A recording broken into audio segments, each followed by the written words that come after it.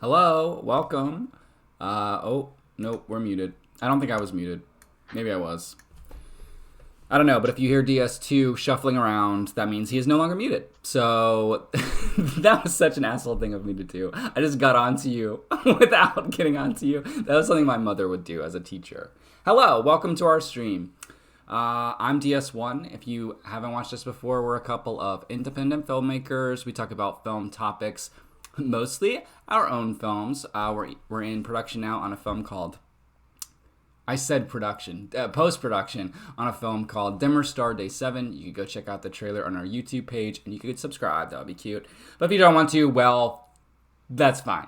So I'm going to bring DS2 on. He's my co-host, co-writer, and let him say hello. Hello. What's up? Not much, man. I'm excited to talk about songs today. Hell yeah. I don't know much about them, too, so that's kind of a new area to explore, I think. But do you want me to go ahead and just say kind of what we're doing? Sure, yeah. Okay.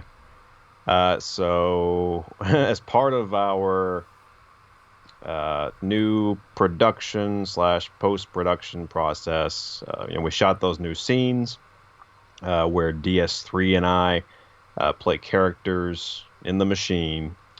And we came up with the idea at some point of having, I don't know if it was always multiple voices, but there's an object in the scene that's like what did you call it? It's a voice box? I think it's just called a speaker box in the scripts. Yeah, speaker box. So that's an object that we can add, what is it? I always forget. Diegetic sound. Yeah. To the scene so that the characters can hear sort of, like intercom static and weird stuff happening with it. And then we developed that idea just having full-fledged dialogue voices in sort of a THX 1138 fashion, right? Just sort of a sound montage of a lot of voices and a lot of things happening to give the illusion that there's a lot of stuff and a lot of layers to this machine, right? Yeah, because the goal here was to punch up this sequence where this giant machine oh, wait a minute. This giant machine is coming through the forest to come eat, basically, this sacred temple. And as it stood, there was just exteriors, I should say, of the machine and its action. And so we added the cockpit. Who's in the cockpit? Who's responsible for flipping the switches, pulling the levers that are doing the action? And then sort of that spun out. It spun out, and we... one stream you called it like a silent films, like we're inserting these like silent movies into this non-silent film. But then it was like it needs to not become a silent movie. There needs to be another story happening. Or, excuse me, orally. I'm drinking coffee. It's very delicious. Orally, a different story orally than what we're seeing on screen, and that way we can learn more about the characters, learn more about your character and DS3's characters and your mindset based on like what other people are saying throughout the machine, the bowels of this machine. Good timing. You see, bad timing. You see, God, that's Lord the universe. Giveth and the Lord taketh away. Exactly. But you can see on screen right now the machine. It's quite large. You can see someone like down in a little cart there. It looks like I'm actually looking at it and pointing. That's weird. Little people. You can see the scale of it. In fact, it's bigger than that nowadays. But so there's a lot of, like I think you said, the bowels, the innards of this machine, and people doing this and that. So, right. I really just wrested this from you. You were doing such a great job explaining it, and I was like, I need to tell you all of it. So no, it makes sense to see it too. That's yeah. So we're gonna in Dimmer Star Day 7, we're gonna see that. And anyway, I guess that was always the plan. I mean, even years ago when we were making the movie, that was like you're gonna see the machine at some point. I think this might have been the first, or the one that just went off screen. The universe has like heard me celebrating its synchronicity, and now it's just robbing me of my moments. Now I hope you can see that. Exactly. But I think that last one that was on screen, that was the first concept art that we actually, I think, used that to do the Kickstarter that helped us get the money.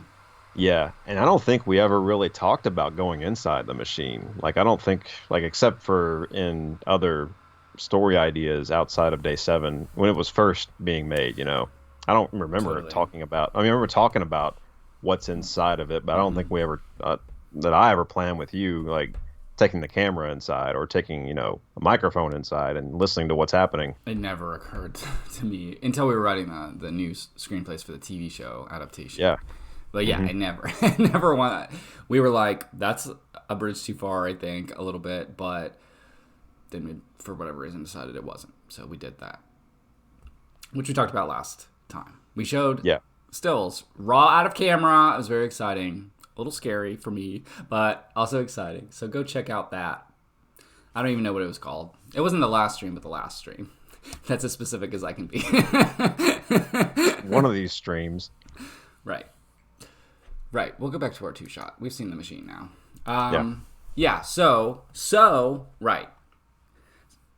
So the dialogue, it was almost, I think I told you, I was telling someone, who knows, it was might have been myself in the mirror, that it was like working backwards. Like we had the visual script, to work off of when we were shooting, but now it's like writing dialogue to something that's already pretty much edited.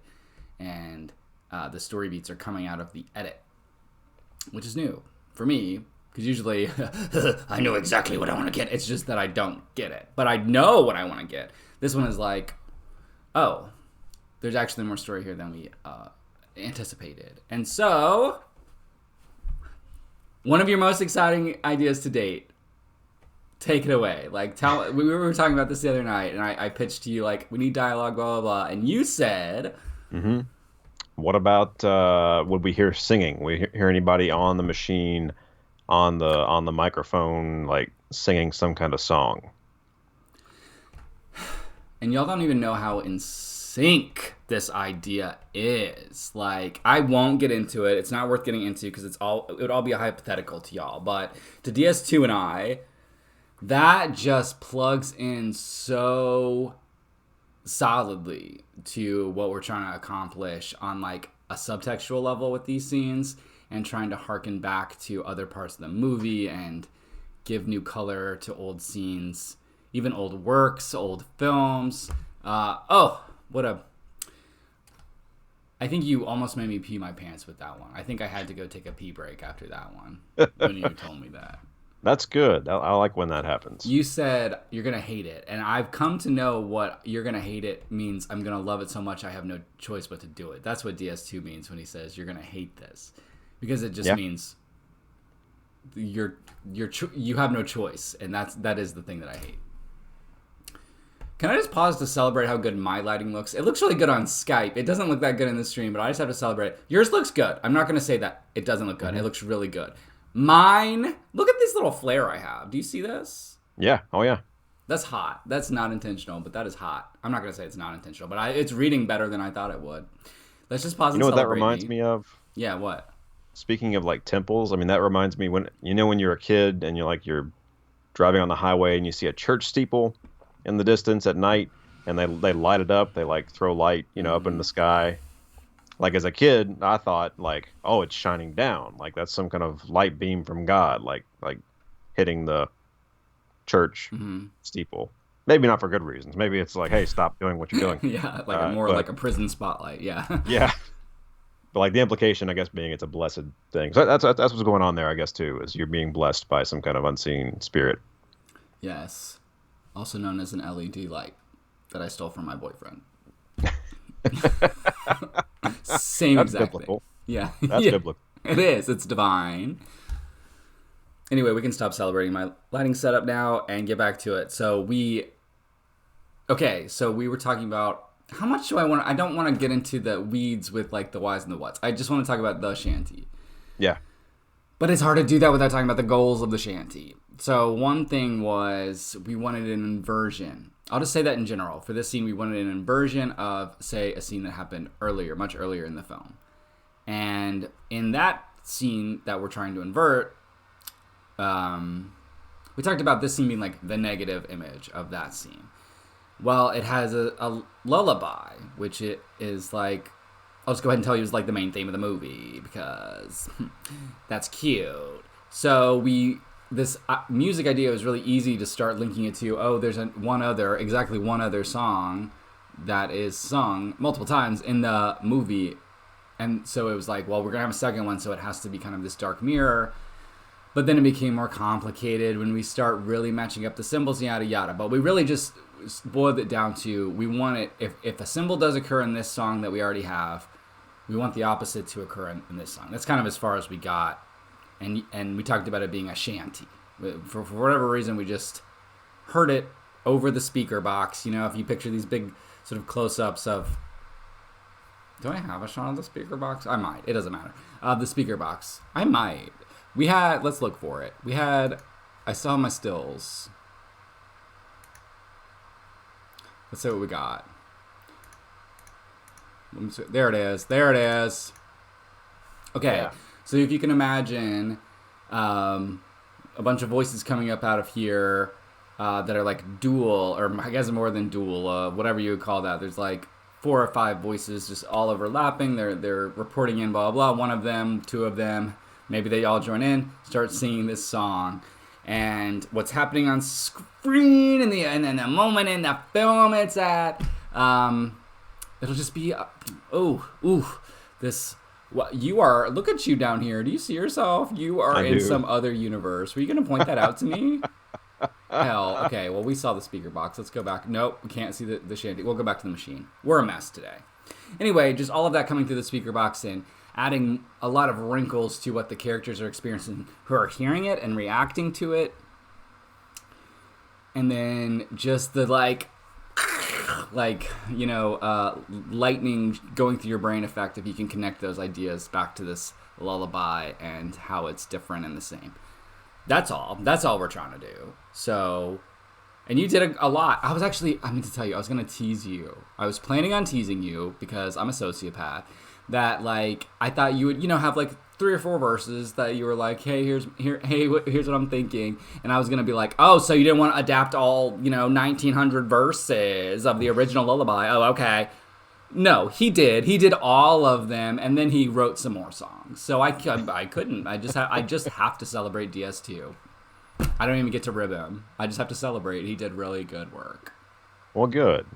I hear that rarely, so that's good to hear. Oh, I think that's bullshit. Bullshit. But no, this was, honestly, this was an idea. The more we talked about, the more excited I got about it. It's very few of those that just hit you and you're like, oh, okay, there it is. So it just kind of, yeah. I'm excited about it. I do want to refine it more because it's got, I want to make sure because I know nothing about, rhythm with, music and stuff and, weaving that stuff in. So I'd like to learn more about that to make it make sense with that. Ooh, let's hook you up with our composer, because that's a good idea. That's sort of the added piece, is the third member of this musical team here is across the country, and he will be basically writing... Oh, I don't want to overstate it, but I also don't want to understate it. It's hard to do either because it's such a statement. He'll be writing the theme of the theme of the machine, and we want it to be the theme. We want it to be the shanty, or based on the shanty, or the shanty based on it. So it's really we're coming up parallel. We're working on words, and he's going to be working on the melody. So, what form would that even take? I don't even know, because we already had the melody before we wrote the lyrics to the lullaby and did the translation. Oh yeah, because the lullaby sung in a different language. Don't worry about that. But we had to write it in English, and then we had to shove the dawn into the song structure. Man, we sound like idiots talking about music. Yeah, we really need our composer on here for this one. We do. I should have. Or at some point. Given him a jingle. Oh, yeah, let's get him on. He could blow our minds. Because this one, with shanties, I'm going to do some more research into this, because I just randomly kind of looked up a few. There's some good compilations on YouTube where people have performed them and stuff. They're really fun to listen to. But they're so motion driven. I've read a little bit about it. A lot of it was in tune with how like sailors would pull the ropes or whatever to raise the sails, and how they would row and how they would like do certain tasks on the ship, and that's the shape of the songs that they made to basically get through those painful experiences. And it's riveting stuff, like really interesting uh, backstory to how the songs were created. And I'd like to. This is a good like world building opportunity, I think, for the machine and for like what how humans interact with their work environments, I guess. And that, like, I don't know, it just excites me to think about that, or it excites me to get me to think about the experience that created these songs. I don't know. Yeah, that's super cool. And that gives, I think, a really solid direction on how to get the sound that we want, and how it can inform how different it needs to be from the lullaby and the score that exists right now, because it's all very I don't even know. I don't know how to describe it, but it's not that. It's not like informed by real world stuff like that. Right. So if we would do, even if you did a 1-for-1, instead of like pulling rope on a ship, you would have shoveling coal in the machine, or I don't know. We haven't thought a lot about the business that goes on underneath. But this song kind of gives us a through line to explore that, I think, and just see what those motions would look like and rhythms. And I found a website that or a blog or something that talks about it a bit. Apparently, there were like 3 different kinds of shanties. There were, well, several different kinds, but they talk about 3. There were long haul shanties and short haul shanties for long and short rope pulling. There were windlass shanties for pumping out water. And there were capstan shanties for raising and lowering the anchor. And there was also, this interests me a lot, there was it wasn't considered a shanty because it was not used for work, but it was called the forecastle, FOC''SLE. It's the forecastle or forebidders, were songs sung after the work was over. They were named after the sailors' living quarters, where they would gather around a drink and sing wild ballads. For the purpose of the article, I'm including a few of them as shanties. Yeah, so basically that was and there was different ones they would sing for like going out to sea, and different ones for coming home and stuff like that, and just that had different rhythms to them too. So it's just really, I don't know. And with like the machine too, just thinking about like all the metallic sounds that are there naturally, sort of punctuating whatever songs they're singing. It's really exciting, I think, to think about that a little bit. This really gets you where you live. Is that the phrase? It really tickles your ivories. I don't know. I guess it does. Yeah, that's cool. I like it when you get excited about ideas like this, because, I think if it were up to me, I would have just written a little, verse and thrown it to Corey, but that's not what it deserves. It needs as deep, because I went really deep with the lullaby. That really appealed to me, and I think the way that the shanty idea appeals to you. I was really into, like, the purposes of the original lullabies, and oh my god, and how that ties into our story, and oh my god, DS2, can you believe that? So that's not me doing an impression of you, that's me doing an impression of me. So it, like, to see you get that excited about like the opposing idea is cool and fitting, I think, because I'm like, yeah, cool, shovel coal, I don't want to hear about you, you are not my people. That sounded so classist, but it's just like, it's not the type of characters I spend a lot of time with in the writing. I want to I want to move past them, but like, you like to get down in the bowels of the ship with them, and we need for real, yeah. To. Well, think about like lullabies. We've talked about that. You told me the function of like the original function of lullabies, which wasn't it like mothers were warding off demons from their babies or something like that, or right? Yeah, because if they cried, the demon would come and eat them. So it was like, don't cry, or the demon will come and devour you. Yeah, and it just like, if you think about like the lullabies, the mother singing to the son or the child, and like a sea shanty is like the complete opposite. It's like a grown-up man, leaving the mother behind and like going and using the song to like buffet himself, I guess, or keep himself afloat. Maybe even address. I mean, I'm sure some of them maybe address mothers. I'll look and see if they do that. That'd be kind of cool to see. I don't want to even say this thought on stream, but I kind of think it's an important thought. I would say it if we were workshopping off of stream. Yeah. Specifically when it comes to this and this machine, it's coming to rape the mother. Mm-hmm. So, like, I think that's maybe the proper 100% inverse of the lullaby that we wrote. Yeah. Maybe like, that's interesting because maybe that's like sea shanties might help you like forget your mother. Because if you thought about her and you thought about what she would be thinking about what you're doing right now, her heart's broken. I would imagine a son out to sea, likely gonna die. So yeah, they can't. The song like prevents them from thinking about the mother that they're destroying. Ooh. DS2 keeps leaning out of frame, so I have to keep correcting his frame. Please forgive me. I am paying attention. I'm just keeping my eye on his head. No frame can contain me. It's true tonight. This little beautiful rainbow colored frame. You keep busting out. Keep busting out. Well, here's what I'm going to put on you. I'm going to insist that you present your shanties to us. And I'm going to insist that you present your shanties to us in song. You want me to sing tonight? If you didn't see this coming, you need to pay attention.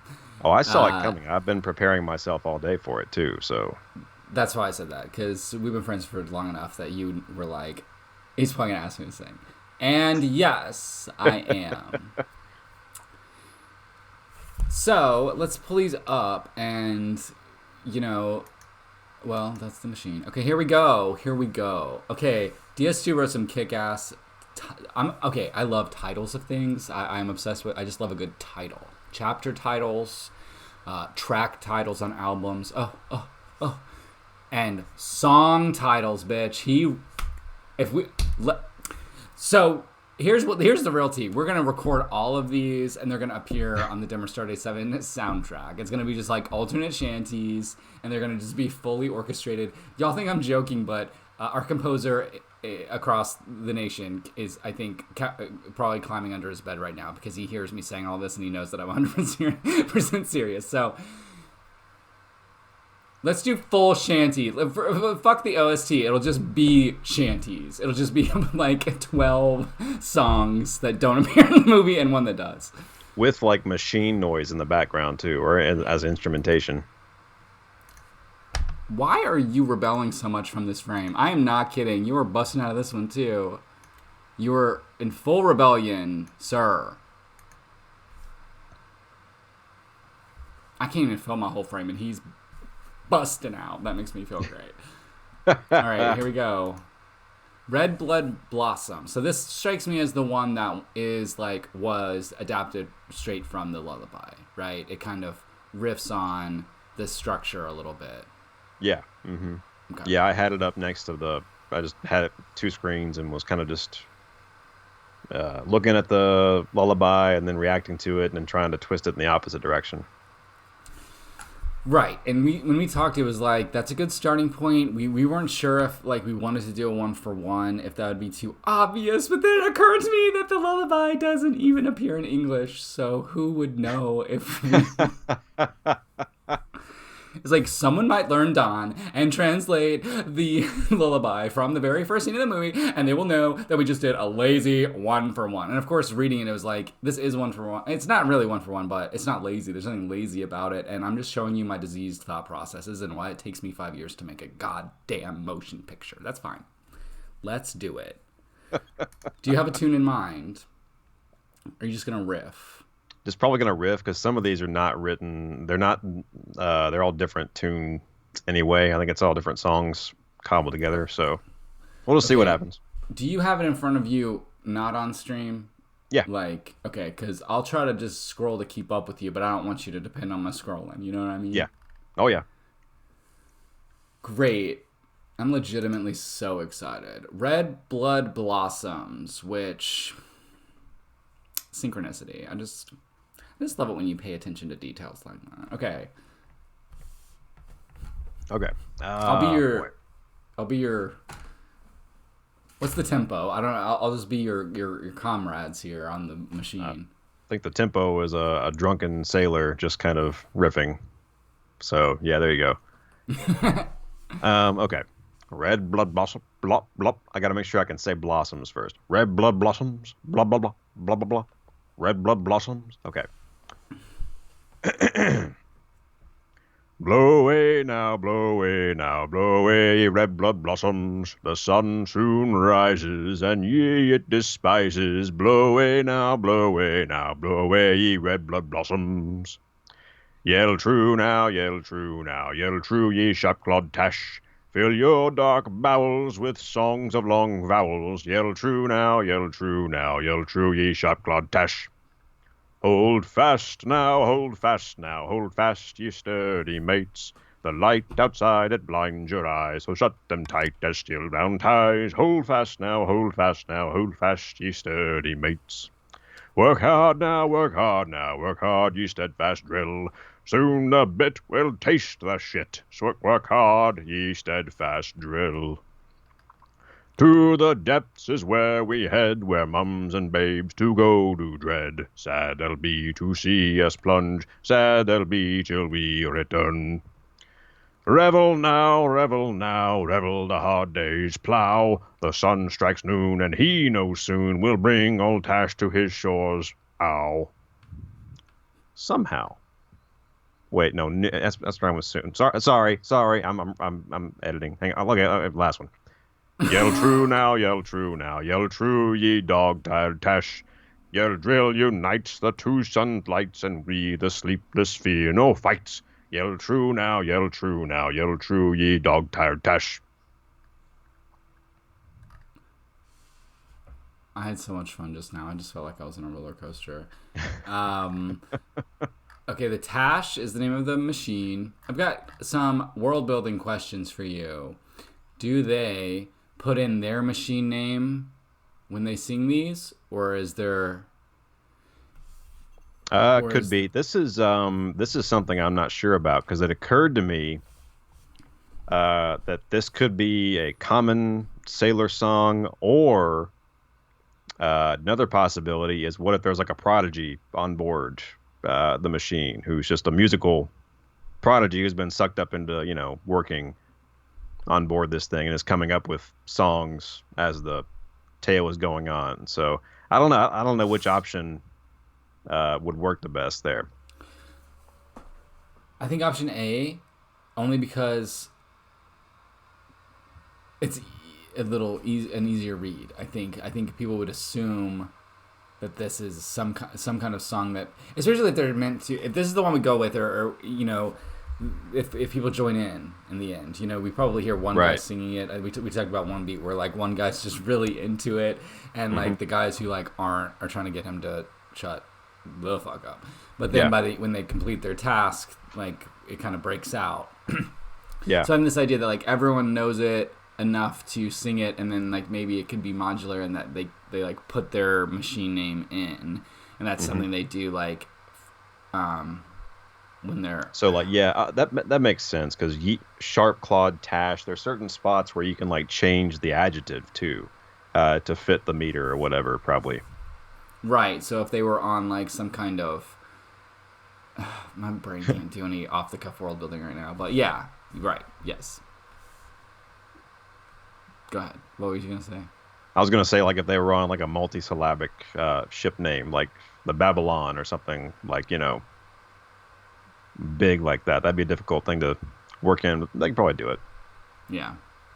Well, the Tash might have multiple syllables too. I can't remember what its full name is. Yeah. That was a lot of fun. This one appeals to me. We'll just break each one down. It appeals to me mainly for that. Like I can just see the lullaby in it, but it doesn't feel like it. I like the language. I always like the language though and stuff you write. So that's not really saying much of anything worthwhile except for your ego. Oh, DS2 is a good writer. Yeah, we know. But is it right? Is it Keep correct? arguing with yourself. That's fun.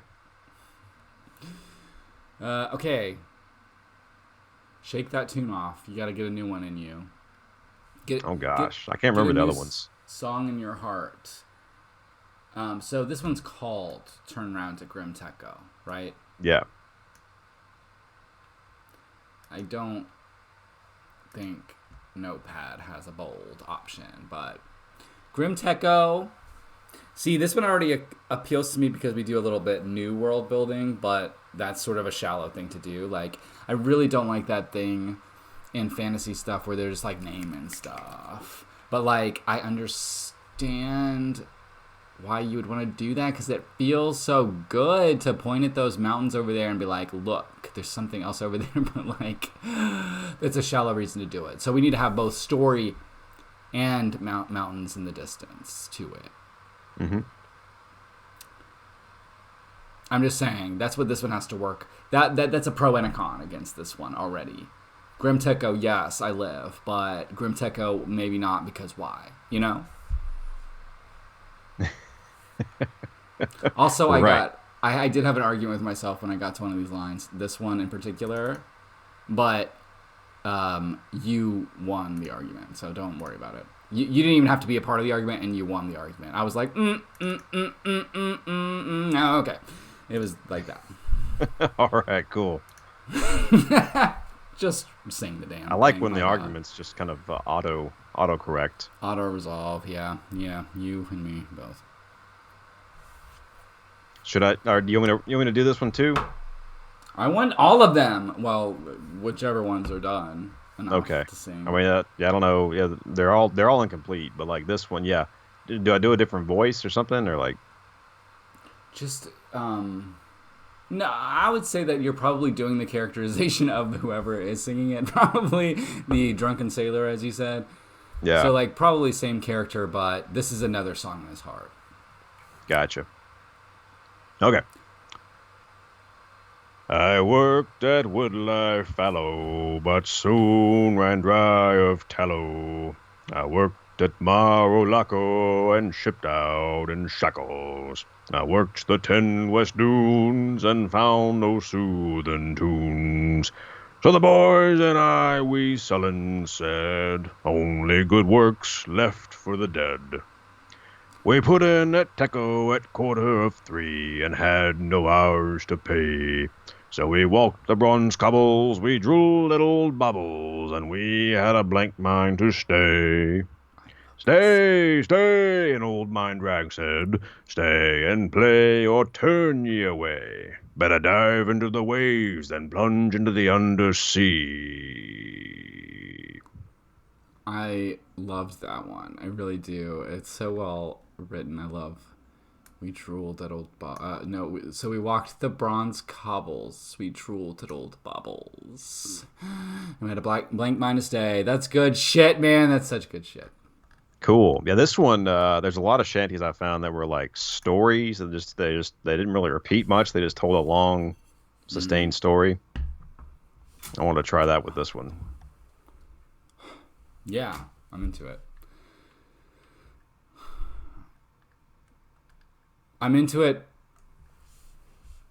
But the story lacks a little bit.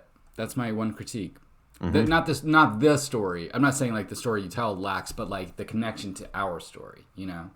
Right. Because I was trying to picture it like, I think I was going to finish it out like there's a Cape Horn, I think, was like the bottom of South America, I think, where like they had to sail around it and it was super dangerous, bad winds and stuff. And so they would sing a song to get through it because it was just so dangerous and so stormy and stuff. And so this one, I thought like Grim Techo was like a border land. Like nobody goes past that or nobody ventures past that to mine because it's just so dangerous. And so like if you do it, you sing a song to get through it. But I was gonna probably, if I finish this, I'll try to round it out, with that in mind. Yeah, like what lyrics can we put on the current, what we're seeing on screen, Right. or contrast against? Yeah, this feels like a really cool intro. Because what I would say it would need to get into, the part that they're singing during the hurricane or whatever. If we're still going with the sailor thing, Mm-hmm. because at this is like the hurricane. They're like the machine's breaking down and they're at the last goal and they have to do it or else the world's gonna end. Right. In their minds. So it's like this would be good setup for that kind of thing. But then you gave me a couple badass shanty titles that I really like. Cool. Give us we've got Snake Road Crawl, which, oh, well, you can't see it. Oh, hold on. Well, you can see it. Why don't you give us a little taste of this one? Okay. All right. The seas run deep and the trees stand tall as bold as creeps on a snake road crawl. That sounded just like I thought it would sound. That's really cool. I love this one. Ram the ramparts, damn their wives' hearts. That's so funny. I was trying to picture, like, because there's a lot of fights. There's a lot of shanties that talk about, like, two naval ships from opposing sides meeting and fighting. And so, like, I wanted to see what would happen if, like, two mining groups, fought over territory or something, and they, what they would say to each other.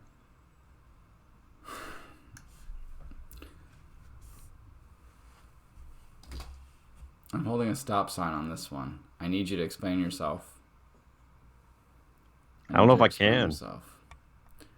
I might have to call a red line spoiler on this one. I accept. If I explain myself. I know. I was thinking, how can we explain it without that kind of thing? Okay, I accept, but we'll still read it. Hold on, I gotta fix my. I'm clicking something in OBS, but it's not working. There we go. There we go. Got Seneca 'neath the undersea. All right. I'm still adjusting. Now here at the last one, I've decided to make it look pretty again. You sounded like Gandalf until the end there. Here at the last shanty. That's a good title too. Yeah. The last shanty. Write that one. Write the last shanty, please. That's the one that'll be in. That'll be in. Also, to help, because I wanted to point out. Well, I'll point. Okay, let's do this, and then I'll point out what I was going to point out. Okay, Seneca 'neath the undersea. Oh, is that not it? Okay. You want Sebastian to sing? No, I can't do Sebastian. No, I do not. Definitely not. That'd be a TOS for sure, I would imagine. Yeah, you don't want Sebastian to sing. Okay. Pull your weight, he told us, lads, and you'll make your dear mum proud. And what we said about dear old dad, him too, said he, if he's soon found. There strolls Captain Seneca in steel-toed ivory boots. He walks along the mizzen mast and dare not see his doom. It's a mizzen mast. I don't know. It just sounded, it fit, so I put it. We'll have to probably replace it with in universe, No. like steampunk something. No. Oh, that's a real word though. Yeah. Oh, we'll just transpose it. No big deal. I'm not losing mizzen mast. I really like that. People are crazy. White people are crazy. You know, as a white person that said that, mizzen mast makes sense to me. A very drunk white person. Yes. Yeah, with seasickness and Steve Zissou, his crazy eyes, whatever. They're out there making shanties with their what is it called? You know, in Life Aquatic, it's like when he comes up, It doesn't matter. Man, I wish I've totally lost. Anyway, good job. So here's something that was maybe a challenge for DS2 was he hasn't seen these scenes at all. So writing these based on. I mean, he was there when we shot it, and we wrote it, but it's not like that. I don't know any way of saying that. They're not the scenes we shot. Let me just say that. So he's also writing these blind, which I think is good, because then we can adapt. Once he sees them on the chosen day, on, I believe, the 7th day of this week, you shall see them. Excellent. A new cut of Dimmer Star Day 7 awaits.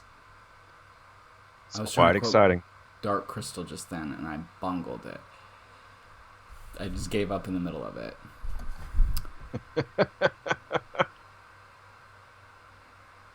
Shanties. Okay. Well, so what was your process like? Like, what did this come easy to you? Because you like write poetry and shit. Mm-hmm. At first it didn't. I had to listen to some of them to like see what the flow was like and really get into it. Like the Red Blood Blossoms. There was one. Let me see if I can find the title of it. There's one that's called Blood Red Roses. And it's really good. And yeah, the lyric that gets repeated a lot is Blood Red Roses. And so I started it with Blood Red Blossoms, but then for some reason that wasn't sounding good, so I changed it to Red Blood Blossoms. That seemed to have a better alliteration to it. But yeah, this was a scene idea that you had too that I probably can't get into much detail on either, but just the idea of like, well, in the movie there's a lot of shots of red blossoms, you know, blowing in the wind and in the water and that kind of stuff. So that's kind of I tried to picture like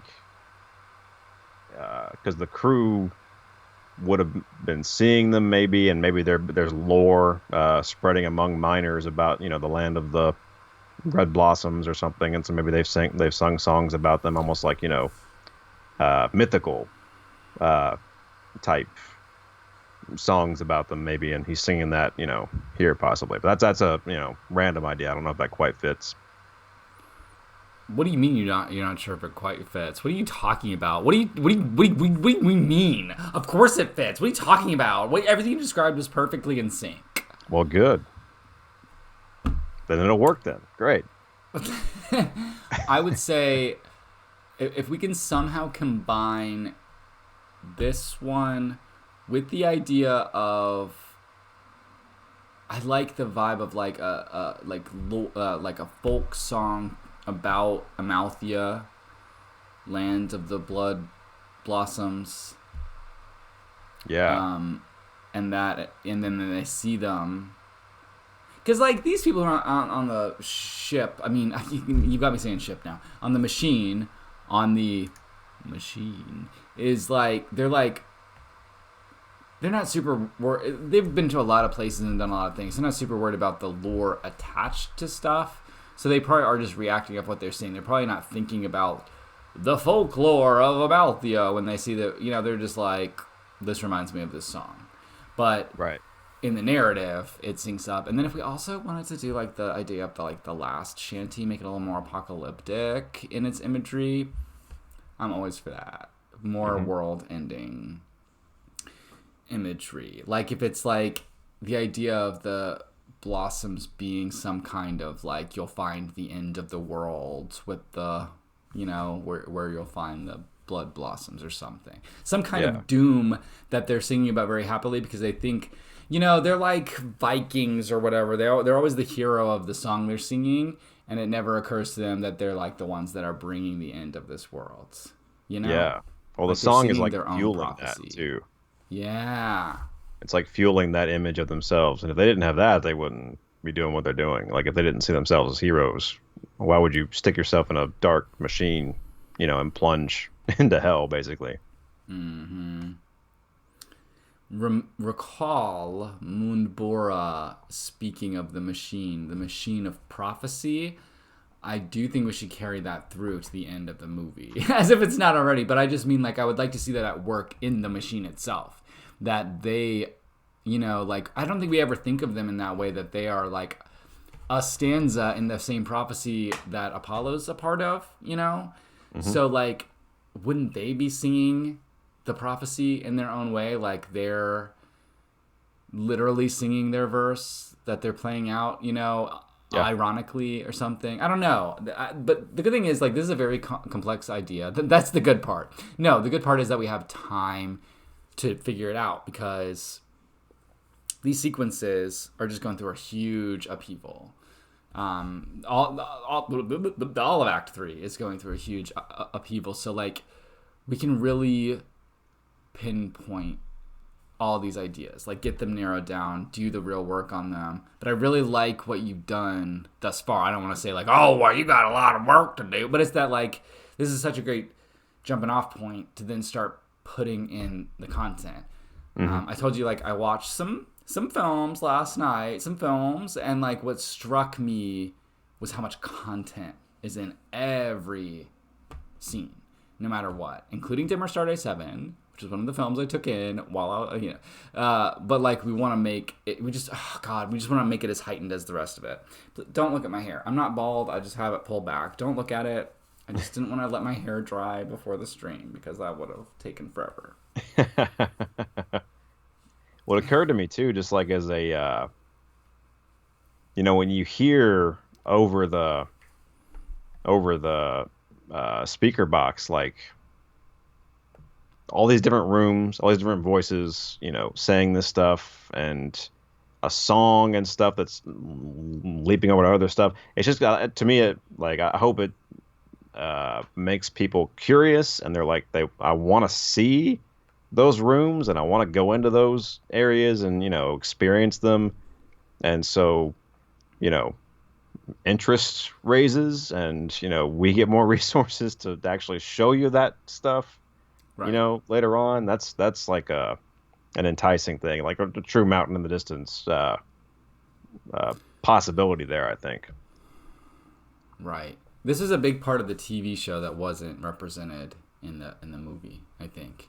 Was the crew of the machine, which is like a big subplot. They get their own little TV show going on, and that was one thing that we did. We kind of had no proof of concept for outside of just the exterior of the machine, but seeing the human element driving it, I don't know. I honestly haven't seen the film with these scenes put in. That's what I was working on right before I was super late for the stream. But, like, I just imagine, I can so easily imagine what it's gonna do to that, to just the action elements, where it's like you're seeing the emotional struggle that's going on in the heart of the machine. It's not just like an AT-AT, coming for you with these faceless guys driving it and shooting you. It's these two, like, really human bros who are, like, struggling just as much as the people outside the machine, and you just see all those pieces working together. I don't know. I think it's gonna be something, and I forget what I was talking about, but I think what I started talking about was, you said like all the layers, the, like, aural layers, and one thing I did mention a little bit, but if you can imagine, like, the Shanties setting up a theme, a motif in the score. So if you're, whatever it is, and then you hear them singing that, and then you hear underscore rise up, and you hear it become an actual, like, theme that's elevated outside the shanty, and then you hear that dive back into the other themes that are already established in the movie, and it becomes a new theme that's combating with the other themes. I think that's a good symbol for what I hope these scenes are going to do to the film itself, as it's just going to, like, further complicate, but, like, cause everything else to stir and become even more active and more dynamic, and also for people to kind of understand a little bit more of the world and what's actually going on with the direct action.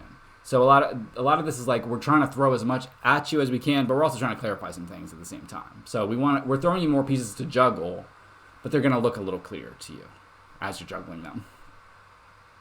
I hit about 17 topics. Don't worry about it.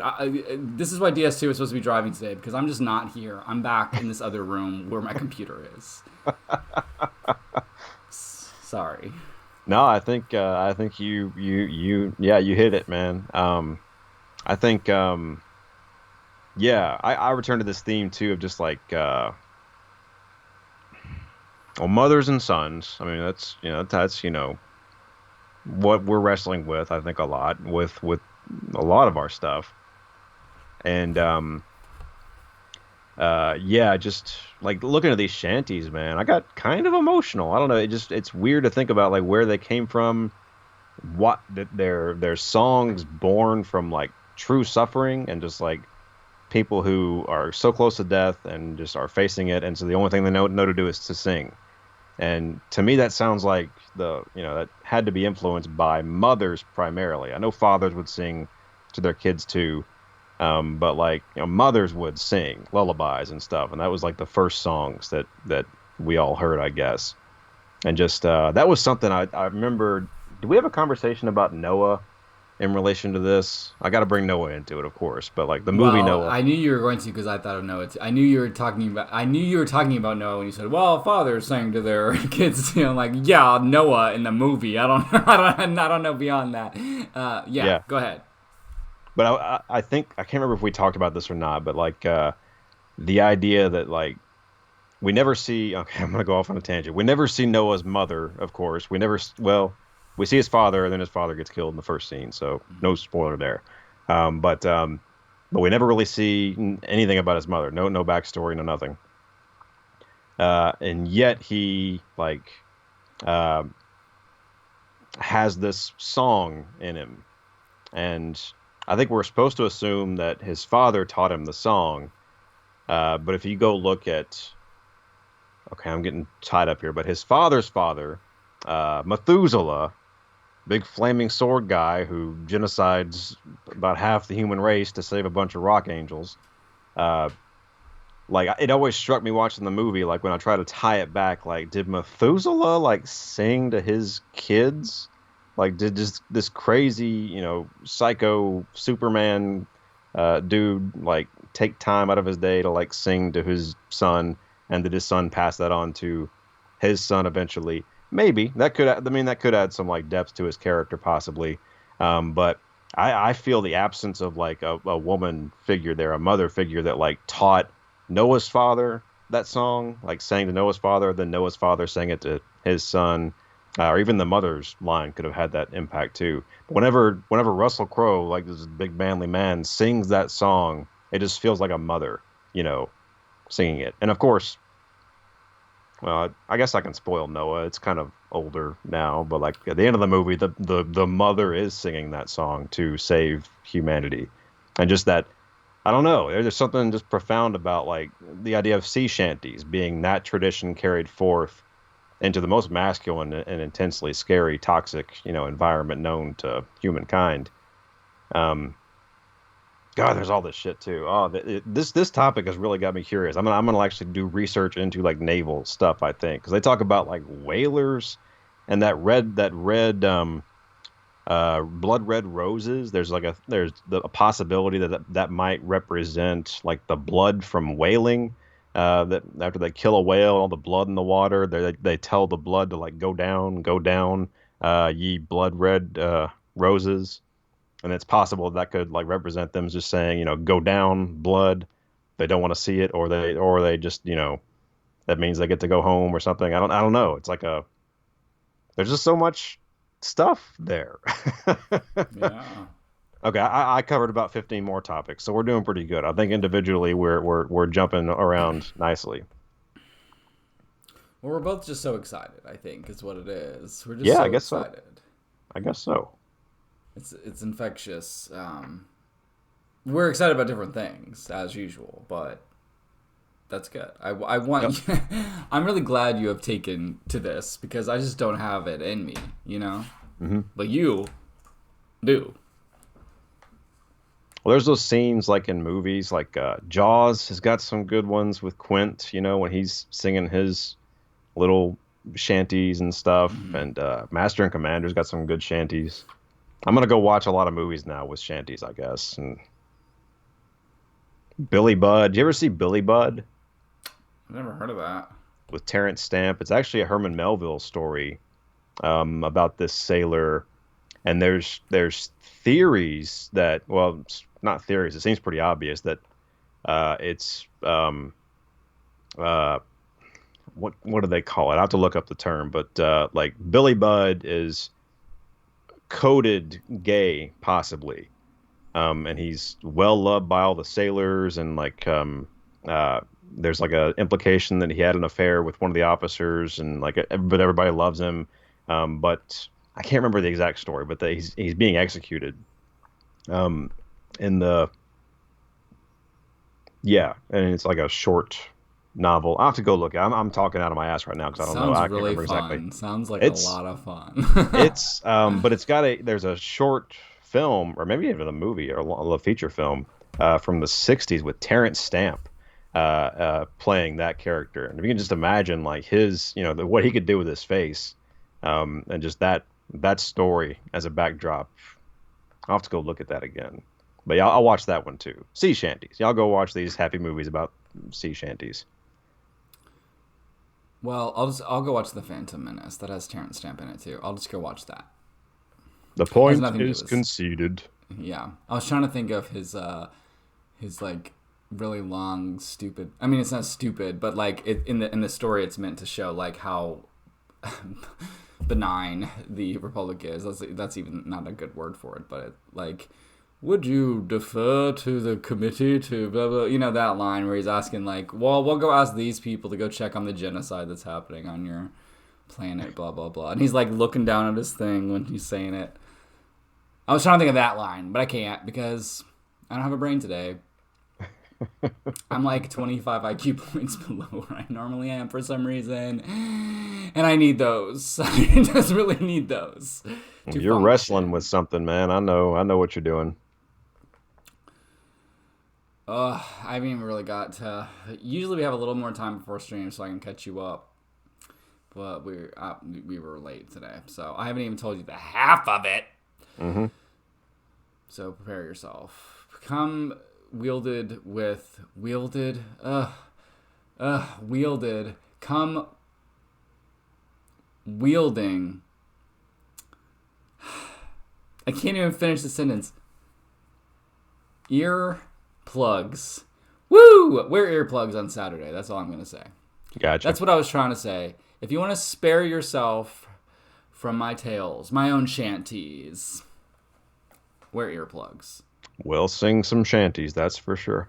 Have a blow dart ready, because I'm going to be super manic on Saturday, I can already tell you. It's hard to believe tonight, but I will be. This is only because I was so like, about the stream. I just transparently, it was like, this is not the point of what we're doing. Like,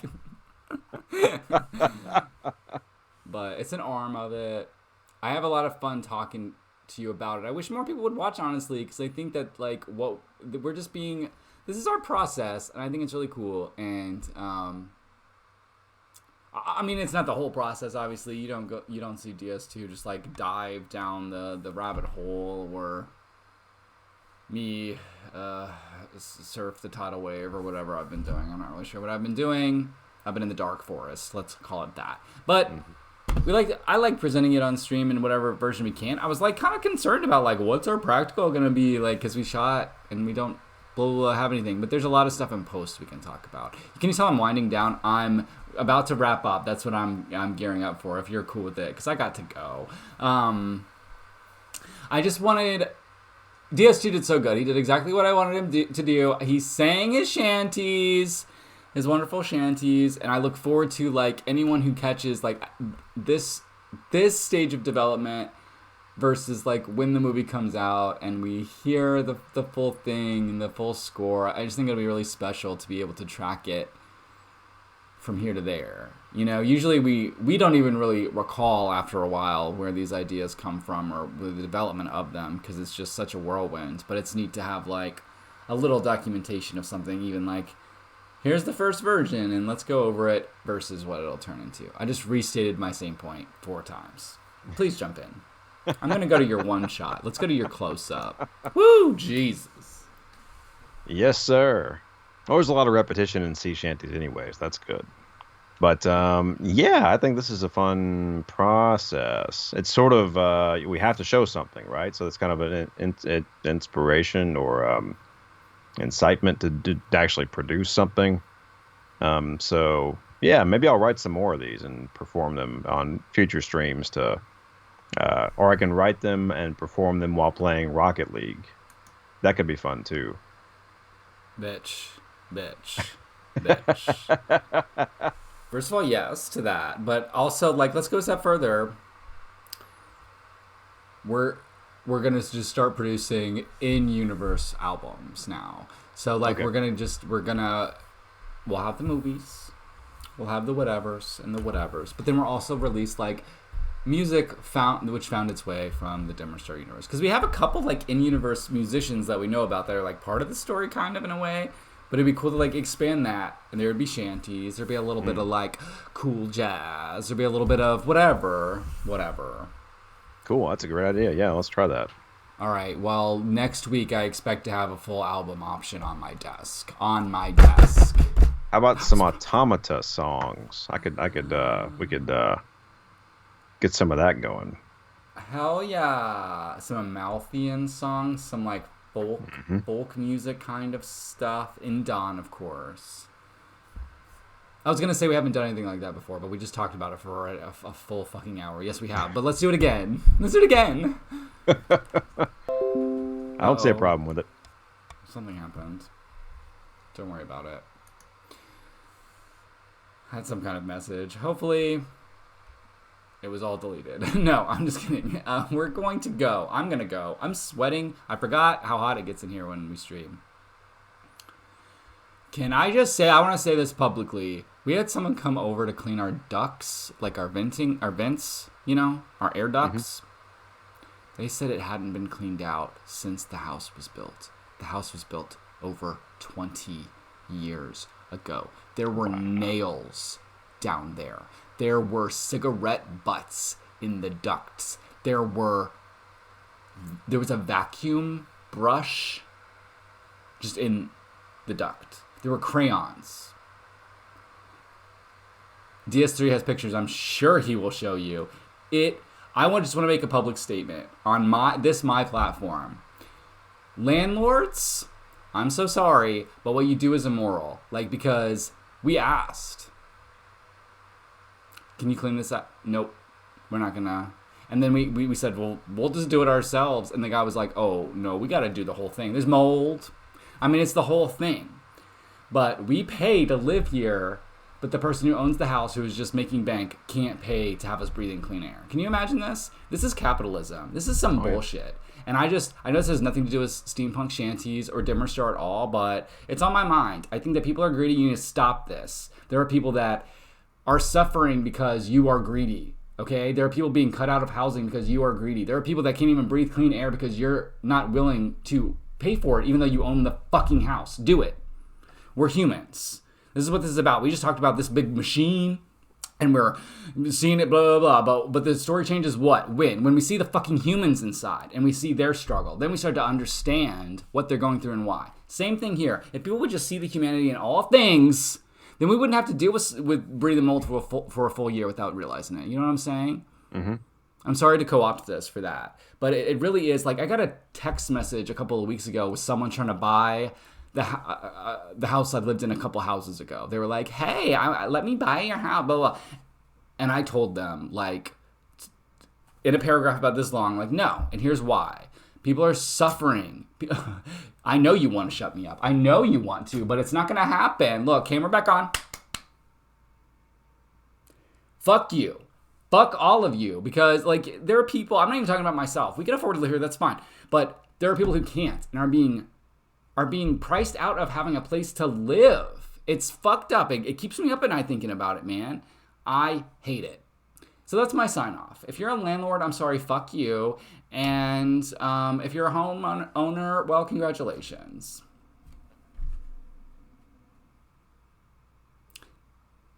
Go subscribe to Dimmer Star.